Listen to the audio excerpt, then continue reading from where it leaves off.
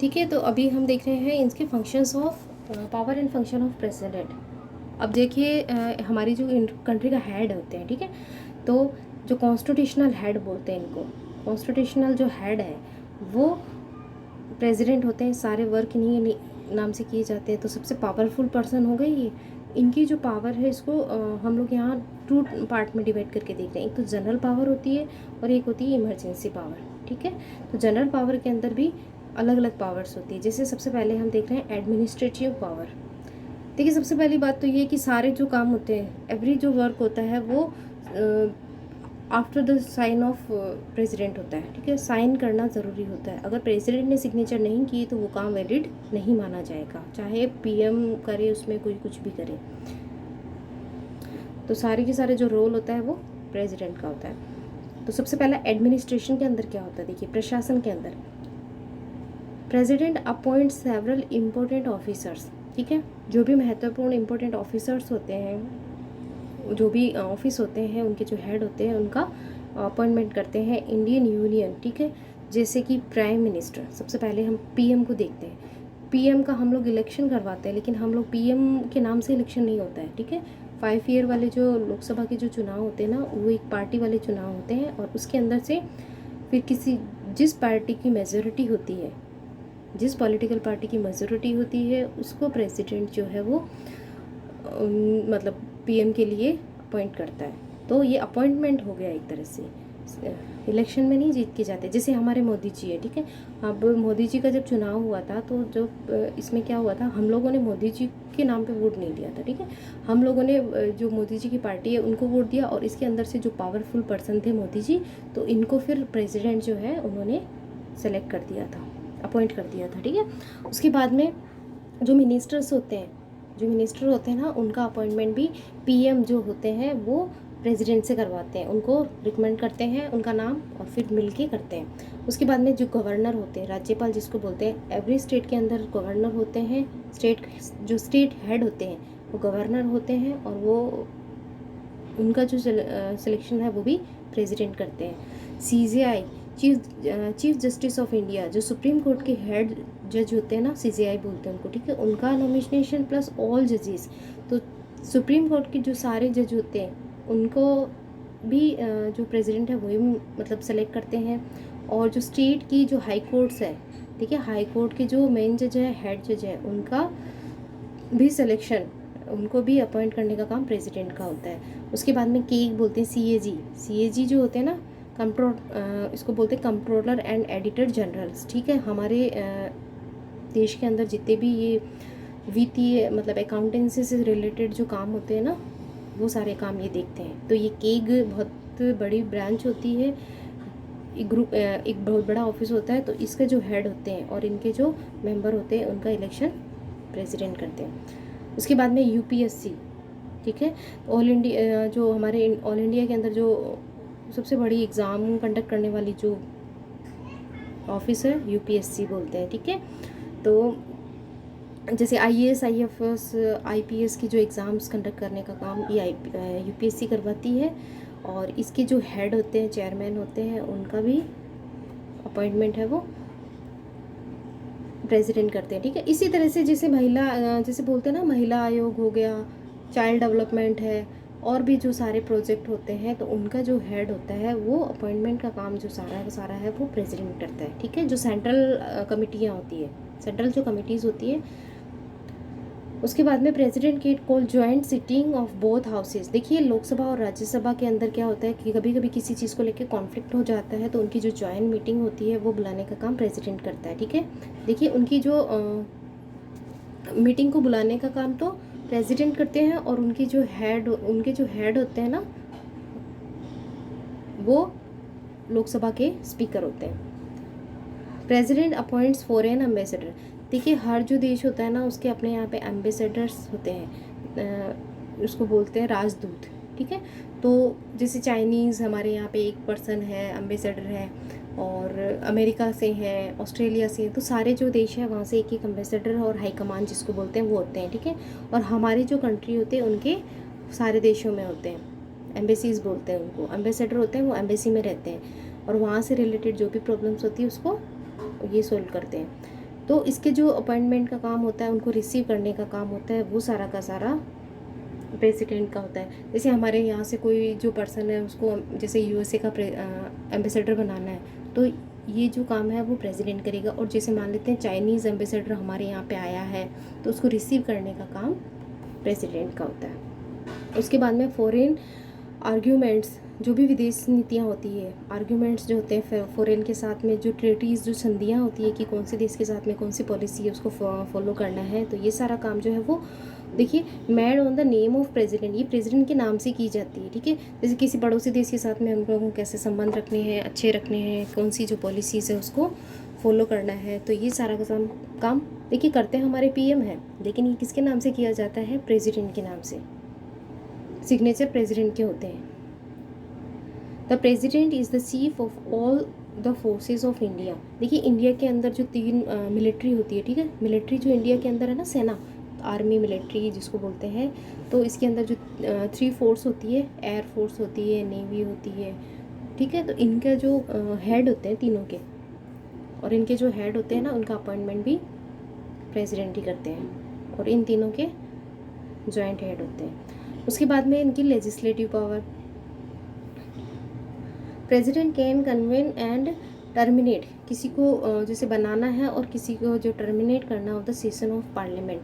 जैसे कि पार्लियामेंट का सेशन स्टार्ट होता है ना, तो अभी हमने देखा था स्टार्टिंग में स्पीच देते हैं, ठीक है, ये देखिए यहाँ पे आएगा, स्पीच देते हैं और उसको स्टार्ट करते हैं। किसी भी जो सेशन होता है उसको स्टार्ट करने का काम प्रेसिडेंट का होता है, और टर्मिनेट मतलब उसको ख़त्म करने का, लास्ट जो होता है ना उसको। देखिए सीजन्स हमारे यहाँ पे 3 सीजन्स बोलते हैं उसको लोकसभा के अंदर। एक तो मानसून होता है, और एक विंटर होता है, और एक रेनी सीज़न, विंटर सीज़न, और एक समर सीज़न, ऐसे करके 3 सीजन्स होते हैं। तो इन जो 3 सीजन्स को स्टार्ट करने का और उनको टर्मिनेट करने का काम भी प्रेसिडेंट का होता है। Dissolve the Lok Sabha on the recommendation of PM, अगर पीएम है वो रिक्वेस्ट करते हैं और उनको लगता है कि कंडीशन अगर हमारे देश में सही नहीं है, पार्लियामेंट जो है वो उससे नहीं चल रही है लोकसभा, तो उसको डिसॉल्व करने का काम भी कर सकते हैं। हमने देखा था लास्ट क्लास में कि पार्लियामेंट जो है, ये सॉरी लोकसभा जो है ना, इसका टाइम से पहले भी इसको डिसॉल्व किया जा सकता है। तो ये काम कौन करता है? प्रेसिडेंट करते हैं पीएम की रिकमेंडेशन पे। स्पीच देते हैं first meeting on the general assembly, general assembly की जब भी स्टार्ट होता है, नई असेंबली कंडक्ट होती है और वर्क करना स्टार्ट करती है, तो उसका जो फर्स्ट मीटिंग का जो स्पीच होता है ना, वो राष्ट्रपति देते हैं, प्रेसिडेंट, ठीक है। उसके बाद में नॉमिनेट करते हैं, ये हमने कल लास्ट क्लास में देखा था कि 12 मेंबर जो है वो राज्यसभा के अंदर करते हैं, ठीक है। राज्यसभा के 12 मेंबर जो अलग अलग फील्ड के जो इम्पोर्टेंट पर्सन होते हैं, जैसे जो खेल गेम से रिलेटेड हो गया, कोई सिनेमा है, ठीक है, कल्चर है, तो लिटरेचर है, इनसे जो रिलेटेड, साइंस से रिलेटेड जो पर्सन होते हैं ना, 12 मेंबर को नॉमिनेट करते हैं। उसके बाद में जो 2 मेंबर्स है लोकसभा के अंदर, इनको नॉमिनेट किया जाता है, जैसे एंग्लो इंडियंस है, तो ये नॉमिनेशन का काम है वो भी प्रेसिडेंट करता है, ठीक है। देखिए ये सबसे इम्पोर्टेंट है, आपको ध्यान में रखना है, और आपको देखो इसको बुक से भी रीड करना है। ये मैंने बुक से शॉर्ट नोट्स बनाए हैं, लेकिन आपको बुक से भी एक एक चीज़ को देखना है और पेंसिल से अंडरलाइन करना है उसके अंदर, ठीक है। तो president has right to issue, देखिए जो प्रेसिडेंट को राइट है किस तरह का, ऑर्डिनेंस निकालने का। देखिए ऑर्डिनेंस क्या होता है, एक शॉर्ट बिल टाइप में होता है। तो ये आर्टिकल 123 में दिया हुआ है ऑर्डिनेंस, 1 लाइनर क्वेश्चन में ज़रूर पूछा जाता है, और अब तक का आई थिंक ये सबसे इंपॉर्टेंट क्वेश्चन है, ठीक है। तो ऑर्डिनेंस होता है वो आर्टिकल 123 के अकॉर्डिंग होता है। At the time when season is not being held, जब सीज़न नहीं चल रहा है। देखिए कोई भी सेशन चलता है ना, कोई भी जब सेशन चलता है तो उसके अंदर बिल्स बनते हैं और वर्क होता है। अगर ऐसी कंडीशन नहीं है कि सेशन चल रहे हैं, फिर काम कैसे होगा? तो इसके लिए ऑर्डिनेंस बिल बनाया जाता है, और एप्लीकेट ये 6 वीक तक काम करता है, ठीक है। तो प्रेसिडेंट को पावर है कि जब हमारी पार्लियामेंट वर्क नहीं कर रही है, ठीक है, पार्लियामेंट में वर्क नहीं हो रहा है, और उसके बाद में अगर ज़रूरत पड़ रही है तो किसी स्पेशल बिल को वो कंडक्ट कर सकता है, और 6 वीक तक वो बिल वर्क करेगा। और अगर इसको आगे बढ़ाना है तो इसके लिए फिर जो पार्लियामेंट है ना, इसको अपना सेशन है उसके अकॉर्डिंग वो आगे बढ़ा सकते हैं, ठीक है। तो इसके लिए आपको देखो इसमें 3 चीज़ें देखनी है। सबसे पहले तो ऑर्डिनेंस जो बिल है ना वो कौन पास करता है, कौन मतलब कंडक्ट करता है, तो सबसे पहले प्रेसिडेंट करता है। फिर आर्टिकल इसका कौन सा है 123। उसके बाद में इसको कब तक कंटिन्यू कर सकते हैं, तो 6 वीक तक कर सकते हैं इसको।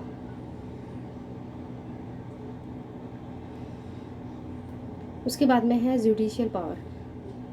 जुडिशियल पावर के अंदर देखिए एक तो अपॉइंटमेंट ऑफ जजेस की हमने अभी देख लिया था कि जो सारे जज होते हैं उनका अपॉइंटमेंट होता है वो प्रेसिडेंट्स ही करते हैं। सीजेआई है और जो अदर हाई कोर्ट के जज हैं और अदर जो लोअर जज है इन सबको अपॉइंट करने का काम होता है। उसके बाद में देखिए पैराडोन है ये, ठीक है। तो पैराडोन यानी मर्सी, दया याचिका जिसको बोलते हैं। अगर कोई प्रिजनर है, अगर कोई मान लेते हैं कोई पर्सन है जिसको सज़ा हो गई है, उसके बाद में उसकी सज़ा को कम करना, बिल्कुल ख़त्म करना, और सज़ा जो होती है ना उसका टाइप चेंज करना, ये सारा का सारा जो काम होता है ना ये प्रेसिडेंट कर सकते हैं। और ये बहुत इंपॉर्टेंट आर्टिकल है, आर्टिकल 72 के अंदर दिया गया है कि जैसे मान लेते हैं एक व्यक्ति है उसको फांसी की सज़ा हो गई है, ठीक है, और वो राष्ट्रपति के पास, प्रेसिडेंट के पास में अपनी है जो मर्सी पैराडाइज लगाता है, ठीक है। तो इसके अंदर क्या करते हैं, प्रेसिडेंट को ऐसे लगता है कि नहीं अब इसके व्यवहार में चेंजेस आ गया है या फिर ये इसको फांसी नहीं होनी चाहिए, तो वो उसकी जो फांसी जो सज़ा है ना उसके टाइप को चेंज कर सकते हैं। उसकी जैसे उसको उम्र कैद में चेंज कर सकते हैं, और फिर या तो उसके 5 साल से 10 साल उसकी सज़ा कर सकते हैं, या फिर अदर फॉर्म में अंदर उसको चेंज कर सकते हैं, ठीक है। और कुछ जो पर्सन होते हैं ना उनकी सज़ा को पूरा भी ख़त्म कर सकते हैं, उनके पास पावर होती है ये, ठीक है। तो ये भी इनके पास बहुत पावर है।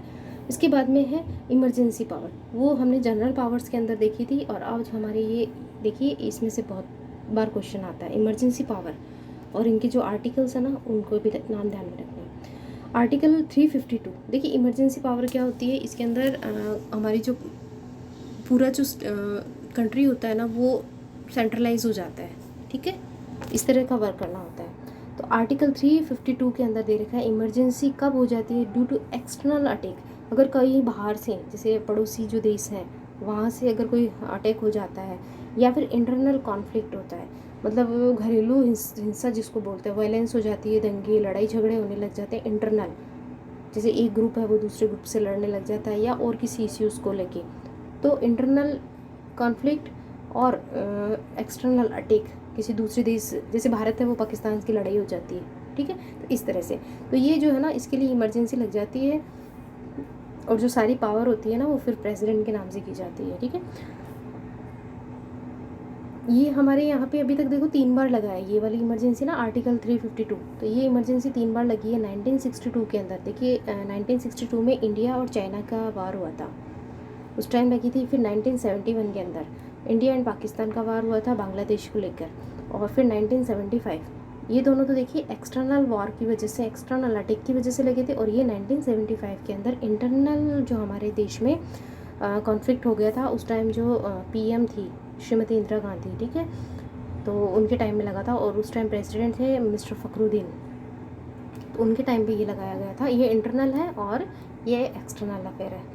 उसके बाद में 356 जो आर्टिकल 356 है ये कब लगता है, due to the failure of constitutional machineries. देखिए कोई भी जो स्टेट होता है ना, जैसे मान लेते हैं राजस्थान है, एग्जांपल बता रही हूँ, राजस्थान के अंदर मान लेते हैं गवर्नमेंट है वो अच्छे से काम नहीं कर रही है, मान लेते हैं जो यहाँ के सीएम है वो ऑन द वर्क नहीं है, या उन्होंने रेजिग्नेशन दे दिया, अपना इस्तीफ़ा दे दिया है, गवर्नर है उनसे काम अच्छे से नहीं हो रहा है, तो ये जो सारा अगर सिस्टम के अंदर गड़बड़ हो जाती है तो फिर इसकी जो अप्रोच है वो गवर्नर, ये इसकी जो अप्रोच है ना वो प्राइम मिनिस्टर के पास सेंड की जाती है। और फिर प्राइम मिनिस्टर को अगर ये लगता है कि हाँ रियली में जो स्टेट है उसकी कंडीशन अच्छी नहीं है, मशीनरी है वो अच्छे से वर्क नहीं कर रही है, तो फिर ये यहाँ पे क्या करते हैं, इसको बोलते हैं राष्ट्रपति शासन लगा देते हैं, ठीक है। तो प्रेसिडेंशियल वर्क करता है यहाँ पे, और फिर जो सेंट्रल गवर्नमेंट होती है वो यहाँ पे अपना वर्क प्रेसिडेंट के नाम पे करती है। तो ये बहुत ये मैनी टाइम्स लग चुका है, ठीक है, इसलिए इसमें देखा नहीं गया, ये मैनी टाइम्स लग गया है। सबसे ज़्यादा जो है ये यूपी के अंदर लगे। उसके बाद में आर्टिकल 360, आर्टिकल 360 में बताया गया फाइनेंशियल इमरजेंसी कि देश के पास पैसे ख़त्म हो गए, देखिए, देश के पास पैसे ख़त्म होने का सिस्टम कुछ अलग होता है, वो आप फिर नेक्स्ट क्लासेस में पढ़ेंगे। लेकिन कहने का मतलब है कि फाइनेंशियल इमरजेंसी आ जाती है, जिसकी वजह से जो गवर्नमेंट होती है वो अच्छे से वर्क नहीं कर पाती, तो सारी जो पावर होती है प्रेसिडेंट के पास होती है, और फाइनेंस से रिलेटेड जो भी डिसीजन लेने होते हैं ना, वो सारे के सारे प्रेसिडेंट लेते हैं। ठीक है, तो ये प्रेसिडेंट की पावर थी। देखिए, प्रेसिडेंट के पास एक और पावर होती है जिसको बोलते हैं वीटो पावर। ठीक है, अभी हमने देखा था लोकसभा से कोई बिल जाता है, वो राज्यसभा में जाता है, फिर राज्यसभा में लोकसभा में जाता है। ठीक है, इस तरह प्रोसीजर चलता रहता है, और यहाँ से दोनों से सेलेक्ट होने के बाद में ये प्रेसिडेंट की सिग्नेचर होते हैं, और फिर ये बिल बन जाता है, बिल है जो लॉ बन जाता है। ठीक है, अगर ऐसा होता है कि लोकसभा से निकला, राज्यसभा में गया, और फिर ये प्रेसिडेंट के पास गया, अब प्रेसिडेंट इस पर कई बार क्या होता है कि किसी चीज़ के फेवर में नहीं होते ना, तो वो उसको पास करे, उस पर सिग्नेचर करे या नहीं करें। ठीक है, तो ये प्रेसिडेंट पे भी डिपेंड करता है। तो कभी कभी प्रेसिडेंट क्या करता है, इसको पास नहीं करते हैं, बहुत सारे कारण होते हैं इसके, तो फिर उसको वो उनको पावर होती है, ये वीटो पावर होती है कि कभी कभी तो ये सिग्नेचर नहीं करते हैं और उसको वापस से लोकसभा के पास भेज देते हैं, या फिर जो हाउसेस है लोकसभा या राज्यसभा, उनके पास भेज देते हैं कि वापस से इस पर आप है रिकॉल कीजिए, कि वापस से इसको देखिए, इसमें कोई कमी होगी। कई बार क्या होता है, वो उनको पॉकेट में रख लेते हैं। ठीक है, जैसे कोई चीज़ होती है ना, पॉकेट में रख के भूल जाते हैं, तो इस तरह से वो उस पर हाँ बोलते हैं ना बोलते हैं, कुछ भी नहीं, कोई रेस्पॉन्स नहीं देते हैं। ठीक है, सिग्नेचर भी नहीं करते, रेस्पॉन्स भी नहीं करते, तो ये इनकी वीटो पावर होती है। ठीक है, तो वो अपने पावर का यूज़ करते हुए किसी बिल को रोक के रख सकते हैं। ठीक है, तो ये हमारा जो बहुत ही इम्पोर्टेंट टॉपिक था प्रेसिडेंट के बारे में, तो आई होप आपको समझ में आ गया होगा। नेक्स्ट जो है वो नेक्स्ट टॉपिक हम नेक्स्ट क्लास में पढ़ेंगे।